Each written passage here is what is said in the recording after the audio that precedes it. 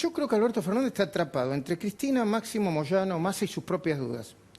Pero además creo que está tan pendiente de la interna, de que por un lado lo presionan por un lado y lo presionan por otro, que quizá no parece ser consciente, o no termina de ser consciente de la gravedad de la crisis. Ni el presidente ni Cristina. Yo digo, el Frente de Todos, ahora parece que nadie se pelea con nadie, aunque la corriente interna y el ruido de Palacio existe. Pero hasta hace 5 minutos se peleaban todos contra todos. Por eso a mí me parece un poquito raro lo que está pasando. Y quería que vieran este compiladito, este video, para que recordemos lo que pasó hace 5 minutos, 10 minutos, un par de horas, un par de años. Mirá. Dice que el Vícer está loca ahora que le dice... Sí, hoy también... Aparte metió la pata con esta última denuncia, pero mal. Es mala hija de p***. Más dije... Y el que la manda a hacer eso es Sergio Massa. Sí, yo no tengo duda de eso, ¿eh? Hay que invocarlo también a ese hijo de p***. Hay un tercer mandato donde uno ya no encuentra elementos para ponderar. Después, toda su acción institucional es deplorable, todo lo que hizo en materia judicial es deplorable, toda su intromisión en la justicia es deplorable, lo que hizo con el Consejo de la Magistratura y con la designación de los jueces subrogantes, lo que inició con la llamada democratización de la justicia, todo eso es deplorable. Lo que hizo con el Tratado de Irán es deplorable, la muerte de Nisman es deplorable, la no resolución de la muerte de Nisman es deplorable. Cuando Cristina se va, en el discurso de la plaza, impactante, mucha gente dice, dejamos un país funcionando, 30% de inflación, dejamos un país incluido, 30% de pobreza. Cuando dice esto la Presidente, ¿lo cree o está actuando políticamente? No, yo creo que ahí Cristina tiene una enorme distorsión sobre la realidad, francamente lo digo. Si Cristina revisa las cosas que dijo, debería rectificarse un montón de cosas. Cristina llegó a decir que Alemania estaba más preocupada que nosotros en materia de pobreza. Cristina sostuvo hasta el final que el cepo no existía y Cristina sostuvo hasta el final que la inflación no es importante. ¿Y eso qué es? No, eso es negación, es un gesto de negación, es una negación terca, por momentos absurda. Vi algunas otras fotos también del año 74, de algunos otros dirigentes que andaban cazando zurdos. Pero bueno, así son las cosas, los archivos fotográficos son implacables, implacables. O sea, hasta que hicieron el Frente de Todos, estaban peleados todos con todos. Pero ahora hay un problemita. La crisis es muy profunda. Y yo entiendo que el presidente y Cristina Fernández parecen no ser del todo conscientes de la gravedad y la profundidad de la crisis. De otra manera, no gastarían tanta energía en una interna de Palacio, sotoboche en algunos aspectos, ¿no? Tan inútil y egoísta que no se termina de dirimir, por otra parte. ¿A quién le puede importar, con un dólar que va camino a los 180 pesos, una pobreza que se empina hacia el 50% de la población económicamente activa? 50%. El salario mínimo más bajo de Latinoamérica, muy parecido al de Haití. Yo me acuerdo cuando hablamos del salario mínimo, de los salarios de Haití. Bueno, el salario mínimo de la Argentina es muy parecido al de Haití. Y una desocupación real, dicen los economistas, de cerca del 30%. ¿A quién le puede importar la agenda personal de Cristina? La ambición presidencial de Máximo Kirchner, que ahora lo quieren convertir en moderado, no, el pibe moderado. La diferenciación de Sergio Massa, las maniobras del Ministerio de la Venganza y la interna de la CGT, de Hugo Moyano, Pablo Moyano, e incluso las vicisitudes políticas del propio Alberto Fernández. ¿A quién le puede importar en este momento? ¿Y a quién se le ocurre, en medio de tanta desesperación, con la pandemia, la cuarentena, la no cuarentena, que destruyó la economía, impulsar semejante engendro de la Gestapo, una especie de Gestapo a la Bartola, como diría Jorge Asís, contra medios y periodistas, como el denominado Nodio, que tiene una estructura enorme, un presupuesto millonario y con sueldos por encima del promedio? De eso vamos a hablar en un ratito con Silvina Martínez, quien ya está preparando una denuncia para averiguar y confirmar algunas de las irregularidades más serias.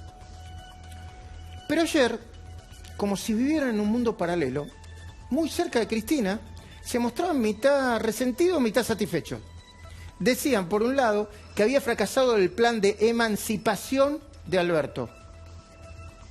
Y por el otro notaban en la libretita negra el nombre y el apellido de los nuevos traidores, porque los tienen en la libretita, ¿eh? En la primera página, entre los desleales, los chicos grandes de la cámpora incluyen... Hay un concepto que los hermana, ¿no? Los ponen en el mismo techo. Nivel. Los amigos del presidente. Son los que le siguen reclamando a Alberto que se ponga al frente de todo.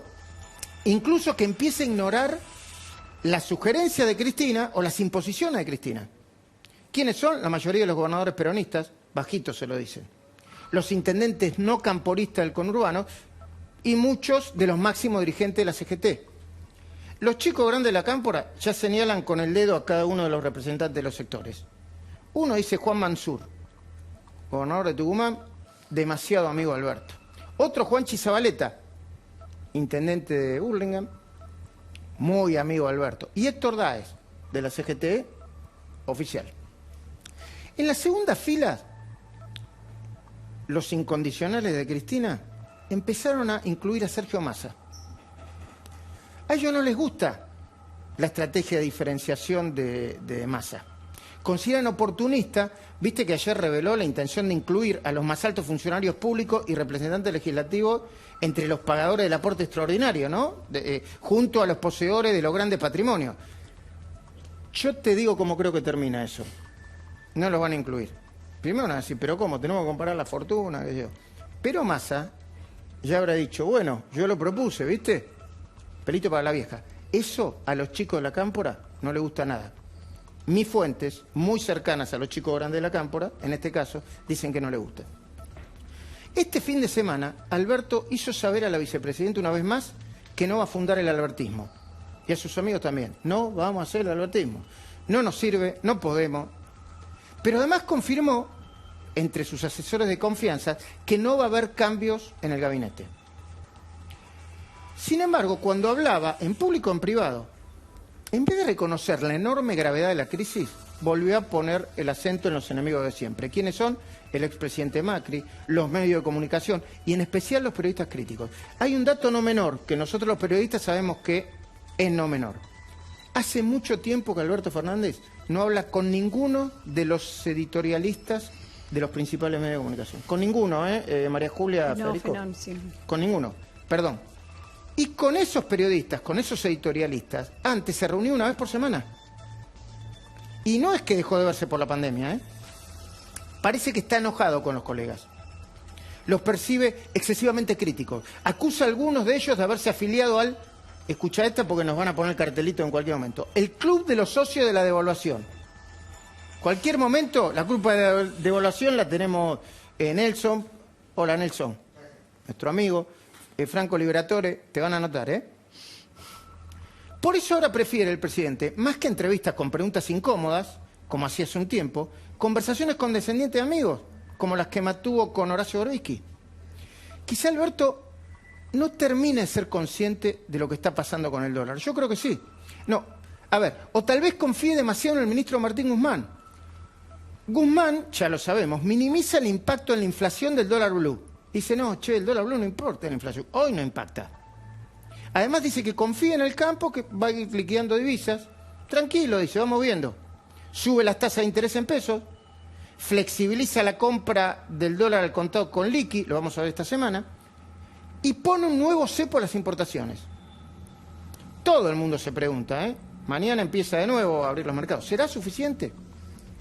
Aunque Fernández repita que jamás va a devaluar, la devaluación ya está sucediendo día por día, de lunes a viernes. ¿Qué horario tienen los mercados? ¿De 10 a 3 de la tarde? ¿No? De 10 a 3 de la tarde. Y aunque sostenga que está sufriendo el embate el Club de la Devaluación, lo que parece evidente es que el problema de fondo, como dijo Cristalina Georgieva con mucha elegancia, es de confianza y que no tiene una solución fácil. ¿Qué cosas generan desconfianza? Rápidamente. Los voceros de Cristina reprochándole al presidente su asistencia al coloquio de ideas. Le comieron la cabeza. Le dijeron, ¿viste que te hicieron una emboscada a través del chat? Que los empresarios te estaban criticando mientras vos estabas hablando. Le comieron la cabeza. ¿Qué es lo que genera desconfianza? El ataque a la Corte y a los jueces independientes, que se va a resolver esta semana, presumiblemente en contra de las pretensiones de Cristina. ¿Qué es lo que genera desconfianza? El cepo a la compra de dólares. La ambigua posición ante las tomas, con miradas ideológicas y protagonistas, recién lo hablamos con Seferino Reato, que nos hacen viajar una y otra vez a los años 70. Pasaron 30, 50 años ¿Qué es lo que genera desconfianza? El creciente autoritarismo en el discurso. Y no solo del cristianismo, también de albertistas como Santiago Cafiero, quienes no consideran gente a los manifestantes del 12 de octubre, pero definen como pueblo, el pueblo, a quienes conmemoraron el 75 aniversario del 17 de octubre de ayer. A propósito de los actos de ayer, cualquiera tiene el legítimo derecho de movilizarse y festejar. Sin embargo, el presidente a esta altura ya debería saber que este tipo de manifestaciones forman parte de una agenda del pasado y fuera de contexto. También parece que el gobierno necesita un plan. Un ministro de Economía con mucho poder y un equipo absolutamente alineado con ese ministro. ¿Quién lo tenía? Alfonsín mientras el ministro fue Surril. Menem mientras el ministro fue Cavallo.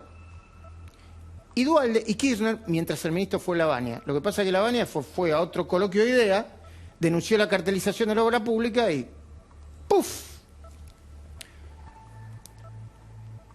Parece evidente que el gobierno necesita todo esto. Sin embargo, ¿Alberto Fernández puede hacerlo? ¿Tiene con qué? Cuando uno revisa el pasado reciente, no es descabellado ponerlo en duda. Casi todos los que hoy aparecen envueltos en esta interna de Palacio, sotoboche, solapada, se acusaron no hace demasiado de los peores horrores. Cristina le dijo a Moyano buchón de la dictadura. El camionero le gritó que era una chorra en la cara. Cristina, Néstor y Máxima acusaron a Alberto de ser un lobista de Repsol. Y Alberto, entre otras fortísimas acusaciones, calificó el último gobierno de Cristina, vos lo viste, deplorable. En sus imperdibles diálogos, escuchas legales, no ilegales, con Parrilli, Cristina insultó a la madre Massa. Pero por ese entonces Massa amenazaba con meter preso a Loñoki y de la Cámpora. Fueron tantas y tan públicas las diferencias que tuvieron. Son tantas y tan evidentes las diferencias ideológicas y de intereses que los separan, que parece difícil de imaginar a todos juntos tirando para el mismo lado. Aún en el medio de quizá la más grave crisis de la historia argentina. Pero si siguen tan ocupados en cuestiones secundarias, se van a llevar puesto al gobierno y al país también. Ojalá que se den cuenta mucho antes.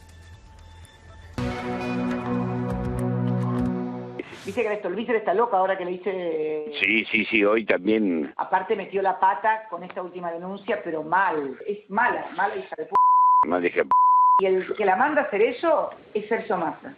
Sí, yo no tengo duda de eso, ¿eh? Hay que invocarlo también, ese hijo de p***.